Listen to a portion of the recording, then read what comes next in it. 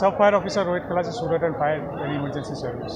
લિંબાયત ગોવિંદનગર ખાતે ઇન્ડસ્ટ્રીયલ એરિયામાં ભંગારનું ગોડાઉન છે રદ્દીનું, એમાં ફાયર થયેલું હતું ને ફાયર થોડું મોટા પ્રમાણમાં હતું. આગ દૂરથી દેખાતી હતી એટલે અમારે 4 ગેટની ગાડીઓ અહીંયા હાજર હતી.